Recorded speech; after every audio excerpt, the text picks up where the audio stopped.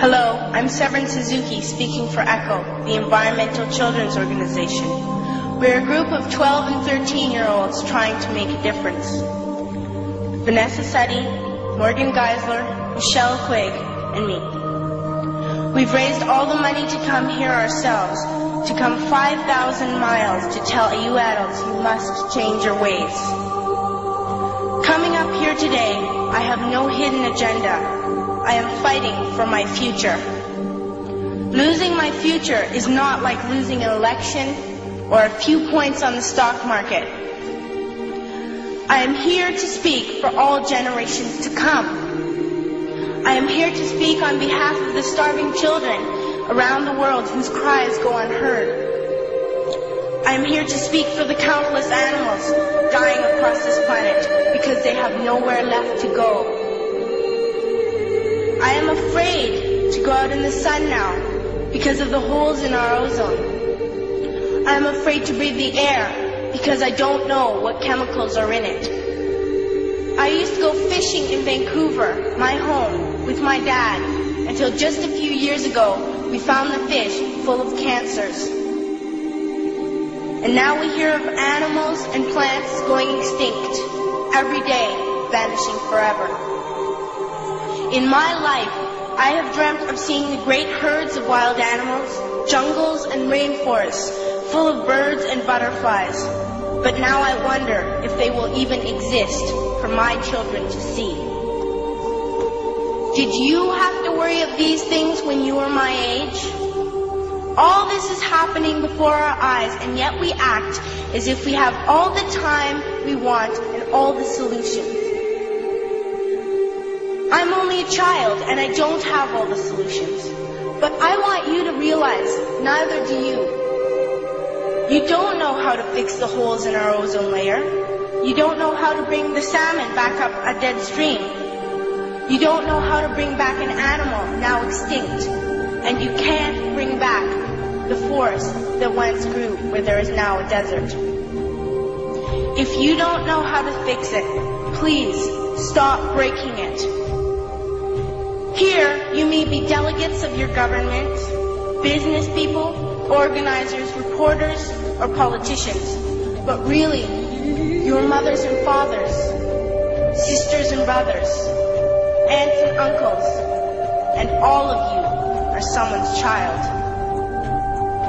I'm only a child, yet I know we are all part of a family, 5 billion strong, in fact, 30 million species strong. And borders and governments will never change that. I'm only a child, yet I know we are all in this together and should act as one single world towards one single goal. In my anger, I am not blind, and in my fear, I am not afraid of telling the world how I feel. In my country, we make so much waste. We buy and throw away, and yet northern countries will not share with the needy. Even when we have more than enough, we are afraid to share. We are afraid to let go of some of our wealth. In Canada, we live the privileged life, with plenty of food, water, and shelter. We have watches, bicycles, computers, and television sets. The list could go on for 2 days. 2 days ago, here in Brazil, we were shocked when we spent time with some children living on the streets. This is what one child told us. I wish I was rich. And if I were, I would give all the street children food, clothes, medicines, shelter, and love and affection. If a child on the streets who has nothing is willing to share, why are we who have everything still so greedy? I can't stop thinking that these are children my own age, that it makes a tremendous difference where you are born. That I could be one of those children living in the favelas of Rio. I could be a child starving in Somalia, or a victim of war in the Middle East, or a beggar in India. I am only a child, yet I know if all the money spent on war was spent on finding environmental answers, ending poverty, and finding treaties what a wonderful place this earth would be. At school, even in kindergarten, you teach us how to behave in the world. You teach us not to fight with others, to work things out, to respect others, to clean up our mess, not to hurt other creatures, to share, not be greedy. Then why do you go out and do the things you tell us not to do? Do not forget why you are attending these conferences, who you're doing this for. We are your own children. You are deciding what kind of a world we are growing up in. Parents should be able to comfort their children by saying, everything's going to be all right.